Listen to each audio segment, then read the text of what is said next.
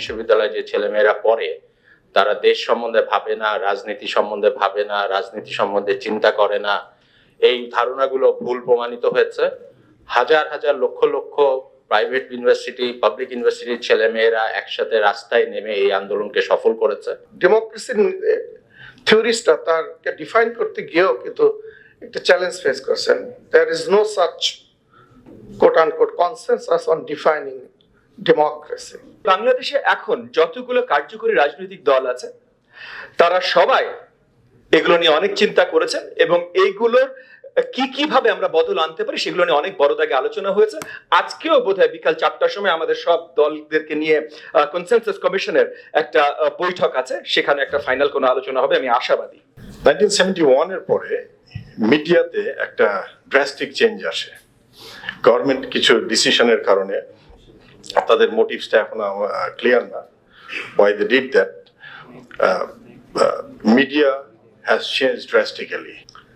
পাকিস্তানিদের যে আচরণ, অগণতান্ত্রিক আচরণ, আমাদের অর্থনীতির, সংস্কৃতির প্রতিটা ক্ষেত্রে যে তাদের অগণতান্ত্রিক আচরণ ছিল, সেটা থেকে প্রতিকার পাওয়ার জন্য কিন্তু স্বাধীনতা যুদ্ধ, যাতে আমরা গণতান্ত্রিক পরিবেশ পাই। আমরা গত 17 বছরে একটা ফ্যাসিস্ট রেজিম থেকে আমরা উত্তরণ পেয়েছি। গত 5 আগস্ট আমরা গণতন্ত্র যে ধ্বংস হয়ে গেছিল, সেই ধ্বংসপ্রায় গণতন্ত্রকে আমরা পুনরুদ্ধারের জন্য হাসিনার ফ্যাসিস্ট সরকারের থেকে নতুন বাংলাদেশকে আমরা নতুন করে বিনির্মাণের জন্য আমরা পেয়েছি। কলোনিয়াল মডার্নিটির বিরুদ্ধে আমাদের চিন্তা ভাবনা করার সক্ষমতা, আমাদের লড়াই করার সক্ষমতা তৈরি হওয়া দরকার, সেটাকে চ্যালেঞ্জ করা দরকার। কিন্তু ওয়েস্টার্ন ডেমোক্রেসি বলে আমরা যা বলি, আসলে পুরো ডেমোক্রেটিক প্র্যাকটিসের যে এক্সপিরিয়েন্সটা দুনিয়াব্যাপী হয়েছে, এটা কেবল ওয়েস্টে না, সেইটা আমাদেরকে বিবেচনার মধ্যে নেওয়া দরকার। এই পদ্ধতিতে গণতন্ত্র চর্চা হতো, এখনকার আমরা যেটা চর্চা করছি এটা একরকম না। আমরা তো প্রতিনিধিত্বমূলক গণতন্ত্র চর্চা করছি, রিপ্রেজেন্টেটিভ না।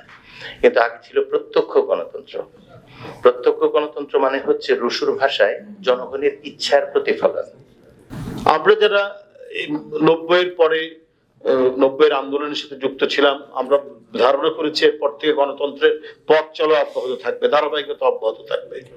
কিন্তু পরে আবার দেখলাম যে হোঁচট খেতে লাগলো।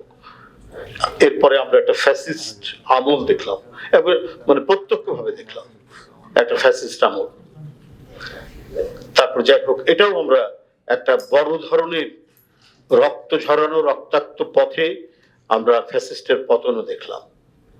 কিন্তু এখন এটাকে প্রতিষ্ঠিত করা, এটার ক্ষেত্রে আমাদের যে কোন জায়গাটি থাকবে, সেটা হচ্ছে যে একটা পয়েন্টে সবাইকে মানে এক থাকতে হবে। এই জন্যই যে আমরা কি বলে যে মত পার্থক্য থাকবে, অবশ্যই ডেমোক্রেসিতে মত পার্থক্য থাকবে, কিন্তু একটা জায়গায় কখনো কখনো আমাদের আসতে হবে, সেটা হচ্ছে রাষ্ট্রের প্রশ্নে বা গণতন্ত্রকে শক্তিশালী করার প্রশ্নে, তাকে এগিয়ে নিয়ে যাওয়ার প্রশ্নে আমাদেরকে এক জায়গায় আসতে হবে।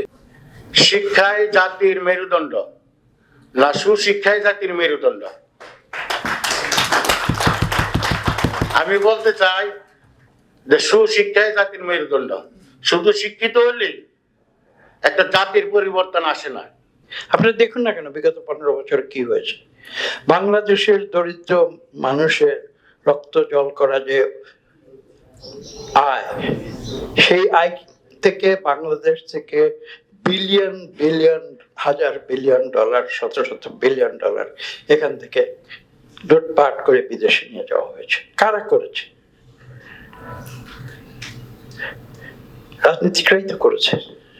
I would like to say that, well, until, after the liberation, have we been able to, diagnose the deficits of the democracy in our country? If that is what is the question, then I would also say that, well, yes, the political leaders of our country, no matter what wings, they have been able to critically figure out the problems of the democracy in our country. And in my view, this is a systemic crisis that we have observed throughout the nation over last 50 years and more.